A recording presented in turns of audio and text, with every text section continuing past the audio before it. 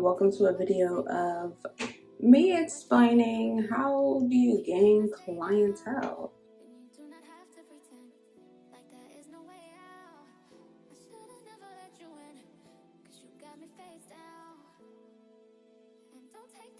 This video is going to be about how to gain clientele, especially if you are a new hairstylist or if you just want to know in general, right? Things you need to know to get those clients. And the last, probably some of these tips are good to keep clients, but most of them are how to get them. These are going to be 10 tips, so let's get started. And while I do the list, I'm going to be doing my makeup because I'm getting ready to go. So y'all will just have to watch me do that. I know this is not a makeup channel, but this is going to be basically me doing two things in one. So, okay, so the first tip on how to gain clientele is you want to make sure that you are using social media, babe. Social media is one of the best tools to get and connect with anyone. I would say that right now I use my social media the most. That's my #1 way of getting clients. I know a lot of people have found me through TikTok, YouTube. A lot of people, I don't use Facebook, but I know a lot of people are on Facebook also looking for people to connect with as far as like nail techs, lash techs, hairstylists, all that. So I would definitely utilize all those social medias to post pictures, to make sure people can see, like basically a portfolio of what it is. I would recommend having a separate page from your personal page, just so people are not bombarded with your personal life and your work life. Sometimes it's like, I'm trying to see your work, but all I'm seeing is just pictures of you. So keep that in mind. At Facebook and Instagram, you can definitely use the boost tool where you can boost your posts and it can go and reach out to people that are basically interested in your content that you are posting or the business that you are promoting. So Instagram and Facebook can find that for you. So I've used Boost myself in the past when I was first coming up and I really wanted to get exposure for my page. And it really does help. Okay, it really does work. Another thing I would say for social media is joining groups, especially if you're in a group that is related to what you do. So keep that in mind. Let me not get any makeup on my shirt. Let me pay attention to this part real quick. See, this is, child. I need a napkin. So the second tip on how to gain clientele is going to be basically word of mouth. As soon as you have one client, you'll be able to basically have, them refer people. Word of mouth is the best thing you have to keep in mind, because if nobody is talking about what you're doing, it's just not gonna be a good thing, because you want people to rave about you. You want people to talk about your work, whether it's good or bad. I mean, especially if you're just starting off. If it's bad, it's bad, but you'll get better, so it's fine.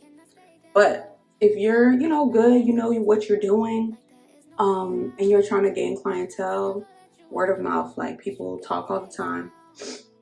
Women are always speaking to one another about who they go to for what and this and that. And especially if you make your business a little bit different than everybody else, then that'll separate you from the rest of the people that she probably sees or has seen. Honestly, word of mouth is also good if you're networking. If you can go to networking events, go to mingling events, and just talk to people. You can talk to people. Oh my gosh, these gnats. Ugh. You can talk to people that are out. If you're, already mingling, let people know what you do. Don't be afraid to talk. Don't be afraid to share your business and say, hey, I do this, I am this. Even if you're just starting out, you can still tell people you do that. Like, there's people who are never open their business but call themselves business owners, and that's fine. But as long as you claim it, it's yours. Period. You gotta be able to talk, baby. Even if you don't feel that confident, you could still just, like, if somebody asks you what you do for work, if you already have a regular job and maybe you do services on the side, then say you do services. Like, don't keep that. Don't gatekeep it. Tell them. then tell them again. Another amazing way to gain clientele is business cards. Business cards are so important because you could print out 100 and at least, what, maybe 10, 20 people will honestly take it and, you know, really reach out. Especially if you are having a good conversation, they'll reach out to you. You can leave your business cards around shopping places such as like Target, but the best place I feel like to leave your business cards is the beauty supply store. If you are doing anything if you are purchasing any supplies from any store, leave the business card at that store, because you just never know who's going in there. But obviously they're going in there for something specific that is also specific to you. So leave those business cards. Nail techs, I know they have like different stores for nail techs. You can leave your cards there. And you know, somebody could just pop in and be asking for a business card. People do it all the time. Or even like other salons, like, well, not other salons because they're not gonna have that. Definitely leave your business card somewhere, anywhere that you're going into. These gnats are gonna be the death of me. Another way to gain clientele is airdropping. Somebody literally the other day gave me the idea to do that, and I thought that was so smart. I've been to the club and like somebody has airdropped me like a flyer for like another club or like their boutique, and it's honestly not a bad idea because it's like if somebody receives an airdrop, I low-key want to know what it is, like. So I'll probably open it, you know? Say it's the best thing because some people probably don't want to be airdropped random things, but it is a good way to do it, especially if you're already somewhere where maybe like an event where everybody's already networking. Why not? Like, and that can really get you access to people you never even knew needed you. So yeah, airdropping, especially if you have iPhone. I'm not sure if Androids you can do that, but I'm sure you can do that on an iPhone. I've done it before. So this next tip is something I did when I first started out, and it really, like, after I did this, my business skyrocketed. So, oh my god, I forgot to set my under eye. I have to set that before it creases.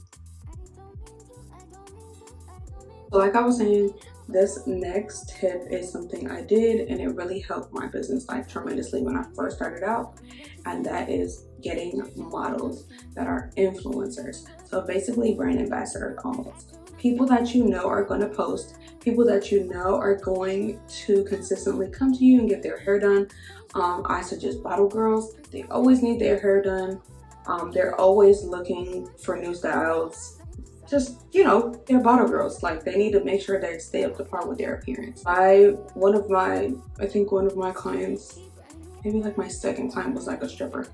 And yeah, people was loving her hair. She loved her hair too, but yeah, just get people that are outside all the time, or just, you know, are seen, that post. You gotta get that, and make sure they understand the importance of posting as well.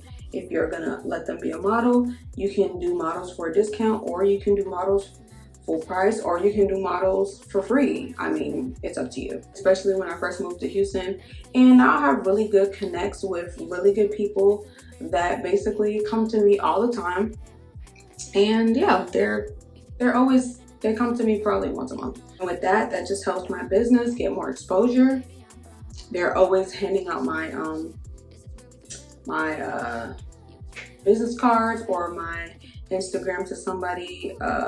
Just make sure you have stuff like that available for them too as well.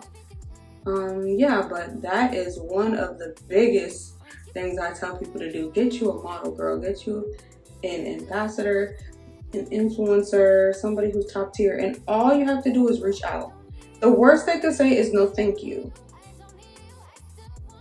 Like, you know, the worst they could say is no thank you. So the next tip is going to be something that's, you know, pretty basic.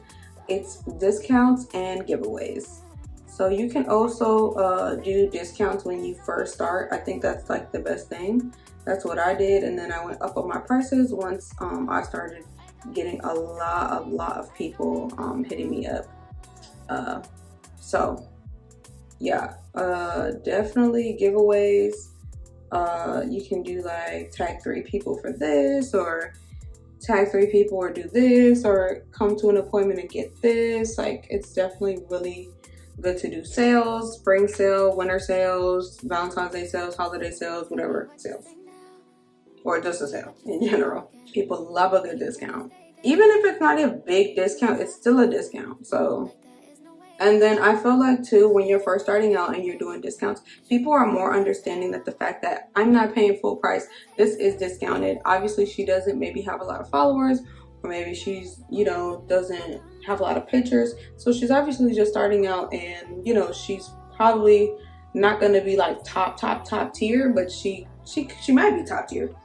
But she obviously is, you know, needing people to start off out on. So yeah, people are a little bit more understanding, especially if it's a discount and they see your content. I don't feel like putting on lashes today, so I think I'm just gonna do some mascara, see how I feel after I get done. But yeah, the next tip is number 7. This is a tip I use till this day. I use it every day. Well, I use it often, which is hashtags. Make sure you are using hashtags on your pictures. Sometimes I'll put the hashtags in my caption, or sometimes I'll leave it in the comment section just so it doesn't overpower the caption section and it's kind of hidden in the comments. Hashtags. Make sure you are putting the hashtag of your city. Make sure you are putting the hashtag of the service you are providing. Make sure you are putting the city and the service together. Make sure you're separating the service. So, example, your last tag. Last tag Houston. Houston last tag. Last tag. Another hashtag Houston. Just make it separate. Like, you can make a lot of hashtags out of that. You could put hybrid set Houston, classic set Houston, or just classic set, or you can do Houston classic set, or you can do lashes in Houston, or you can do lash tech in Houston, or you can do Houston, or you could do like Texas lash person, whatever. It is just a lot of hashtags you can put. If you need reference, you can always head to my hair page. I'll leave it somewhere on the screen, and yeah, you can just go from there.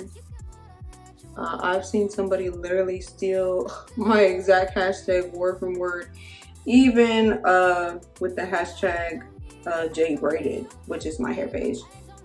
So okay, tip number, I think this is tip number 8. Yeah, doing your own hair. Bet you didn't think of that.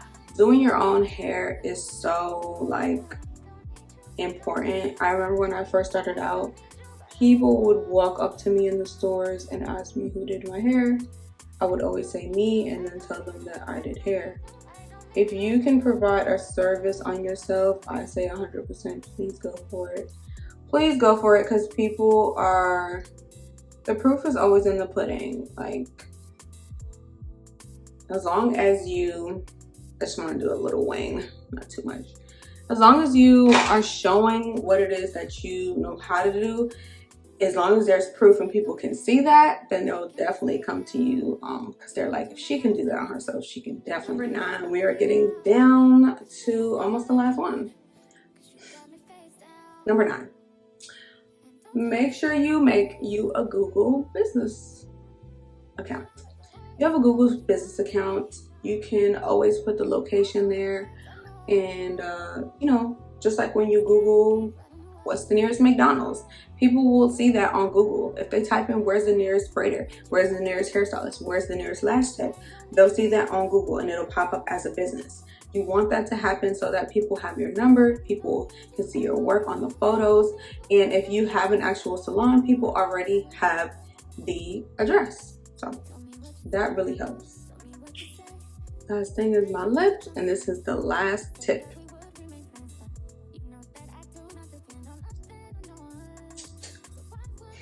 So the last tip, this is how to get them and to keep them. The last tip to keep clientele is to be nice and professional. It's a lot of people not doing it. Okay. Be nice, be professional. A lot of my clients just love coming back to me just because I have such a good energy and good attitude when I see them. I don't have an attitude when I'm doing hair. I don't have an attitude when they walk through the door. I always say, hello, how are you doing? I have had some people not respond to me and I ask them again, hello, how are you doing? Okay, because I work from home, and if you're not in a good mood or not, you know, trying to speak to me and you're gonna enter my house, it's not gonna work out. You know, we don't have to talk the entire time, but I still want to show respect and show that I'm acknowledging you for the day. And you're acknowledging me for the day. I'm going to be working on your hair and touching you. So, you know, you would want somebody who's nice, professional, good energy. That's something that a lot of people don't do. Talk to your clients. A lot of people say they don't keep clients. It's probably because you're not talking to them. You don't have to talk to them the entire time. I've had clients talk to me the entire time, and that's fine too. But make sure that you're at least being nice. You know, those are basically the 10 tips on how to gain and keep clients. I hope this video has helped you. Make sure you follow me for more videos. Make sure you leave in the comments anything you want to see or have a question on down below. And yeah, done with my makeup, ready to head out the door. This is my new favorite hairstyle, y'all. My new favorite hairstyle. Okay. So yeah, thank y'all so much for watching, and I will see y'all in my next video.